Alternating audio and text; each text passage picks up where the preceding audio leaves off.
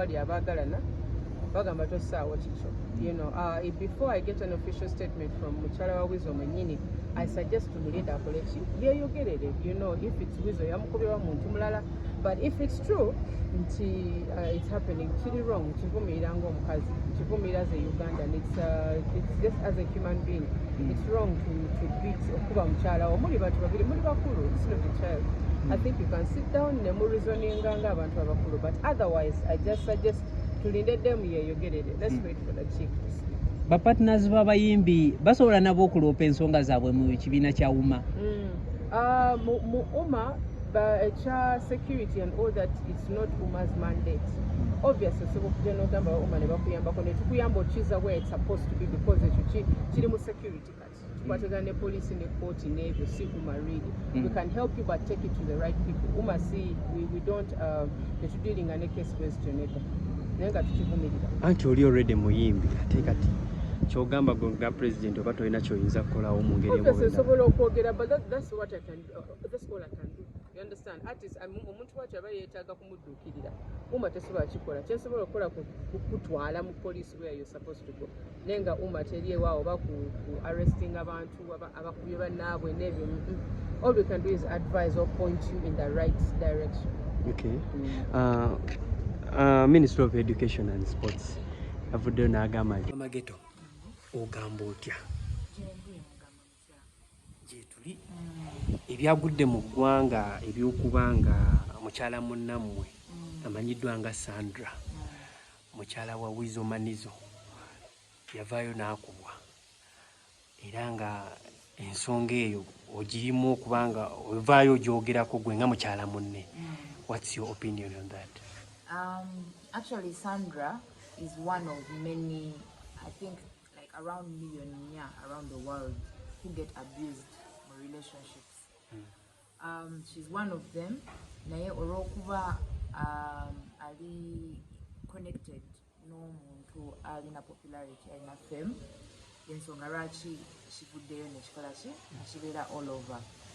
But okubanga Sandra has ever come to me seeking for help, yensonga emu yamotivatinze okuvaayo njogereko ne kulwa abakyala bonna abayita mu mbeera eyo.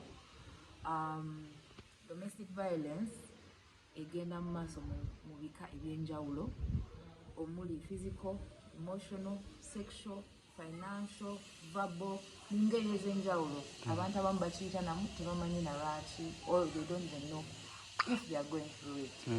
Yes. Tulaba nti yali azzeeko era emabegako awo way back, era maybe kyamutuukako, era twalaba yaddukirawo. Kizze kikolebwa mu nfunda, like kizze kikolebwa. Musuubira muyamba mutya gwe nga mama Geto, kozi yali yaddukirako ewuwo, osuubira muyamba otya gwe nga mukyala munne? Obuzibu bwe tuli mu kufeesinga ssaawa zino buli nti nga abakyala bangi abayita mu mbeera eyo, Sandra tanaba kusamoninga maanyi kuvaayo kweyigirira na kweyogerera. Ebiseera ebisinga omukyala waba tanaba kusamoninga maanyi ago, ffe nga abakyala banne we shall raise our voices nga tumugamba bw'abanga deep down alina okwagala okukuza abaana be in a healthy manner, even ha okubeera okufuna ku ssanyu n'obutabeera mu mbeera eyo, alina okwesitukiramu aveeyo. Ate nga kiri more common than abantu bwe balowooza for victims of covering up, okubikkirira ba abusers baabwe lwa nsonga ez'enjawulo. Abamu agamba kangume olw'abaana, abalala batalina ssente agamba kangume ono yandiisa yambeezaawo. Abamu abatalina gy'addukira nga talina support system. Naye Sandra alina okumanya ffe weetuli, her fellow ladies, walabye Daniela team, she raised her voice ngali so bitter about this situation. N'abakyala abalala Sheila Gashumba, they've all spoken. So Sandra talieka, we are here raising a voice on her behalf. Also tusaba the Mayanja family, but tekemu remorse si kura Sandra, but kura abana Sandra abazalidde. Yes. Their nieces, their nephews, abazukulu baabwe. Yeah. Bolowooza kino kigenda kukoma ddi? Kozi tukirabye leero kiri ku Sandra. Oluddako kiyinza okubeera ku Daniela ye, herself n'omuntu omulala yenna era mu Mayanja family nawe kenyini nyini. Domestic violence abaddewo emyaka mingi. Simanyi ng'egyo tuyinza mumalawo naye singa tuteekawo platforms ezikiriza abakyala okwe-expressinga bye bayita mu bufumbo ne basharing experiences. Nawe abakyala abaali babaddeko mu mbeera eyo n'amala n'agivuunuka becoming among the survivors ne bavaayo ne basharinga stories okumotivatinga. Kiyinza okusomesa ffe abawala abato abakyala abato abayingira mu bufumbo okumanya engeri y'okulondamu omwagalwawo mu ngeri entuufu nga naawe maze kwemanya ne weetegeera no setting up boundaries. Ebiseera ebisinga naffe obuteemanya butusuula mu mbeera ey'okuvumibwa in such a way noba nga tosettinga your own personal boundaries. Omwami oba n'omukyala najja n'asuka wayina okukoma naawe ng'omuntu. That is when you see abuse going on. Goza kino lwaki kikolebwa? Kuba wizo bwaba yakubye omukyala kyavudde from out of the blue. Ki ekyaleetedde olowooza okubanga kuba munne omuntu this domestic violence oli ayinza okuba nga alina byabadde akozesa oba nga avudde from out of hunger. Golowooza basically kiki? Theories nyingi eziri around lwaki abantu bakola ebintu bye batyo mu bufumbo abusing their partners. Mu psychology waliwo theory ya personality. Kiyinza okuba nga it is someone's personality nga wootunuulira obufumbo bwabadde nabwo nga eva bwekityo bwe kibeera. Either abakyala bamu ne bakola mbeera eyo awo oyinza ogamba kiri ku mukono omukubi. Waliwo okuba nga society gye yakuliramu ye yamuyigiriza okukola ebyo. Naye ebiseera ebisinga ebeera combination ya bino ebintu. Anger, personality, drugs and alcohol for sure. Ebyo drugs and alcohol zijjawo ekintu kye bayita inhibition. Omuntu obutasobola okupimamu wakati wa kituufu n'ekibi. Have I gone too far? Oba wano wenkoma. Kati omuntu waba intoxicated n'anyiga asobola okukola ekisembayo. Bwe kijja ng'oyo omuntu alina that narcissistic personality ate awo kiba kisukira ddala.